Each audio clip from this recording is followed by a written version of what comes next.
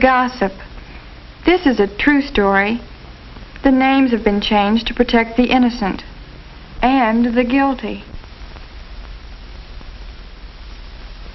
Mainly, it's the story of Laura and Jean. Laura and Jean were best friends. They double dated together, they studied together, and often, after school, they went to the corner drugstore together. The drugstore was a favorite hangout. Some of the kids drank Cokes, others read magazines, and they all talked. Talking's lots of fun, except sometimes when you talk about people. That's when the trouble starts. I saw them together yesterday. Of course, I'm just telling you what I saw and heard, but, well, Helen... Hi, everyone. I'm sorry to interrupt, but, Laura, don't you and Mary forget the meeting in Mrs. Hoover's office tomorrow afternoon at 3:30. 3:30. Okay, what meeting's this? The Pep Club, Frida. We've got to nominate people for next year's officers. Who's going to be up for president? Well, the names will be posted on the bulletin board Thursday morning, Frida. Oh, sure, but come on now, you must have some idea now who'll be... Nope. Bye, everyone. Bye, Mildred. Bye. Well, who does she think she is, keeping it all to herself? Is friend Jean your candidate for Pep Club president, Laura? Well, Laura's going to put up whoever's most qualified, Frida. Is Jean qualified, Laura? Is she? You'll find out Thursday, along with the rest of us. Well, wish I had a friend on the nominating committee. You have me, Frida. Well, like I was saying, I saw them together yesterday. Well, Tom said there wasn't anything. Laura. uh-huh. Laura, I've been thinking. Maybe for the next few days, while you're working on the nominating committee, well, maybe we shouldn't see each other quite so much. Are you afraid of what Frida Thompson will say? Well, sometimes people like Frida Thompson can make a lot of people believe what she says. Oh, Jean, don't be silly. Why, no one would dare say that you didn't deserve to be nominated for president. Why, you've worked harder than anyone in the club, and you're dependable, and you make good grades, and you're just about the best friend a girl ever had. But, well, let's not give Frida a chance to do any talking. All right, but I sure hate to have to worry about what people will say. So do I. But you have to sometimes, I guess. And Laura, Uh-huh. if anything ever should come up about one of us, let's ask right out. Get the facts. No jumping to conclusions.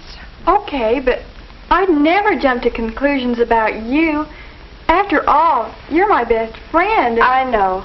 But sometimes people like Frida Thompson can cause an awful lot of trouble between two good friends like us. Now, do we all understand Mrs. Hoover's instructions? We each have a candidate to check on. We're to check with faculty members as to grade and personality qualifications, And then we make a report on these things, bring the reports back, and draw up a final slate of the girls based on our findings. Can we go now? Just a minute. Yes, Mary? I don't think it's fair to ask Laura to check on Jean, since they're best friends and all. Well, I'm sure Laura will be objective about it, Mary. Oh, yes, Mildred. I'm sure Laura will be objective about it. As objective as she can be. Well, how could she help it?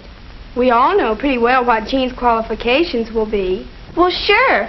I'm just saying I think it'll look funny for Laura to check on her best friend. Are you saying that, or is Frida Thompson saying it? What do you mean Okay, hold it. The assignments have been made, and that's that.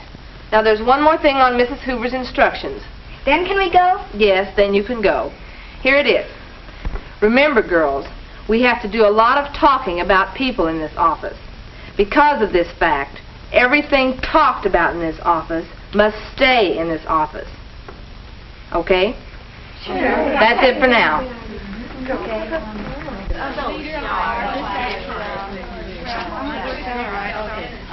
Okay, bye. Hi, Frida. Do you still go steady with Jim?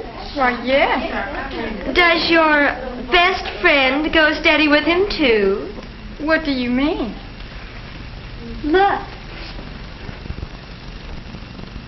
Oh, Frida, he's just taking her home. Why isn't he waiting for you? Well, I told him not to because of the meeting. Well, when the cat's away, the mice will. Bye now. Why isn't he waiting for you? Let's not jump to conclusions. Let's always get the facts.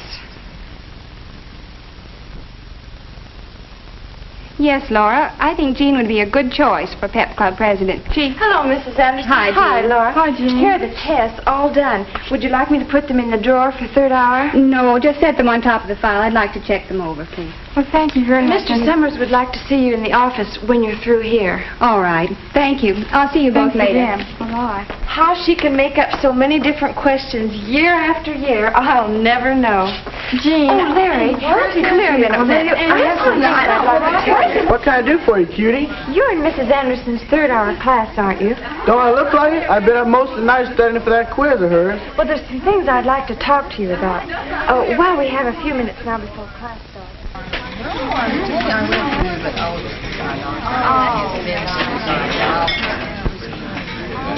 Mrs. Anderson handed back our test papers this morning. Our boy Larry here got an A. So what?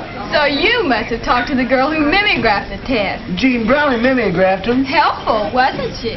Jean and I were talking the other day in Mrs. Anderson's room about the party we were going to do. Got answers, you mean. What color? Big news, big news. Guess who I saw exchanging notes in study hall? I know, teacher. Jim O'Donnell and Jean Brownlee. But I thought Jim was going steady with Laura. That's exactly what makes this big news. Oh, Frida, don't be silly. Exchanging notes doesn't mean a thing. Well, I'm just telling you what I saw, and seeing's believing. Not always. Well, just yesterday after the meeting, then I... Well, why didn't somebody tell me? I did.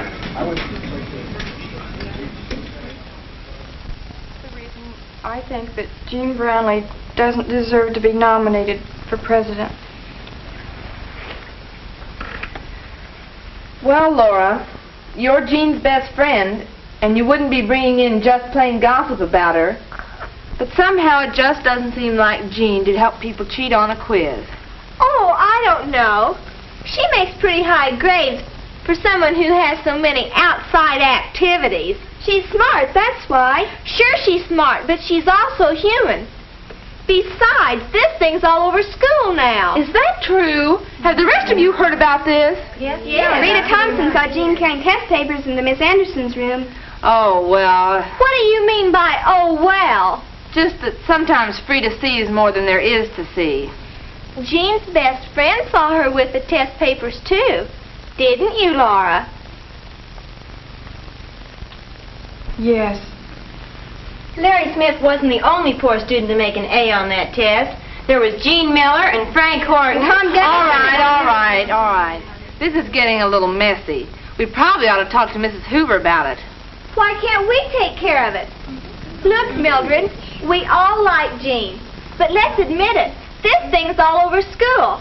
If we put Jean's name on the slate now, every girl in the pep club would be screaming about it. They would. I agree. And I move we drop Jean Brownlee's name from the slate. How about Cynthia Smith? All right. You win. We'll put Cynthia's name on the ballot and scratch Jean's off. But don't forget what Mrs. Hoover said. Everything that's said in this office stays in this office. Now, Jean will probably feel real bad that she's not on the ballot anyway, so let's not make it any worse. All right, now about the other officers. Let's go to class, Bob. What happened to Jean on this? Hi. Say, thanks for helping me with this gift, Gene. Hey, what's the matter? Your name won't fade off. Cynthia Smith. Well, I'll be. Oh, look, Gene, it's only an office. Why, 20 years from today, you won't even remember it. Oh, I'll remember it all right. 'Cause it's my best friend's birthday. See you later, Jim. Bye. Golly, Jean, I'm sorry about your not getting on the pep club slate. Everyone who's up there will do a fine job, I'm sure. Jean, there's something I want to tell you for your own good. Now, I can't tell you who told me, but, well, I know why you didn't get on the pep club ballot. You see, when Laura came into the meeting the other day, it came up about that cheating on the tests in Miss Anderson's room. And, well, you mimeographed the tests, and Laura saw you talking to Larry Smith that afternoon. I don't understand. It's not true. None of it's true. Laura, you know I wouldn't do a thing like that. Why didn't you come and ask me about it? We weren't supposed to talk about it outside the meeting. You weren't. I don't understand. I thought we were always going to get the facts before we jumped to conclusions. I thought I had the facts. But you didn't. You didn't.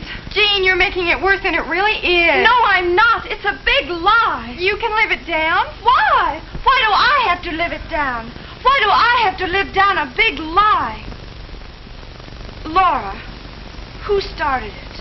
Tell me, who started it? I can't. Why?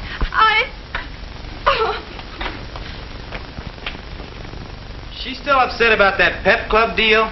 I guess. Women. Oh, well. Say, happy birthday. Here, take it. Why, thank you, Jim, but I thought you'd forgotten. Why should I forget? I don't... Oh, Jim, a friendship bracelet. How did you know I wanted one? Your best friend told me. Oh? Yeah, boy, that Jean's a swell gal. You know how I hate to shop for things for girls. The clerks look at you so funny and everything. Well, Jean did all the shopping while I drove her around. She even wrapped it for me last night. And oh, you know what else she did? She heard about Mrs. Anderson leaving next year, and she and Larry Smith and some of the other kids are arranging a farewell party for her. And oh, and did you hear the lowdown on the good grades in Mrs. Anderson's third-hour class? Seems Tom Gunnison found a copy of the test in the mimeograph room and started circulating it. Hey, what's wrong with you? Look, if that was a dirty deal about Jean's not getting on the pep ballot, just tell me. Laura, what's wrong? Nothing's wrong. Go away.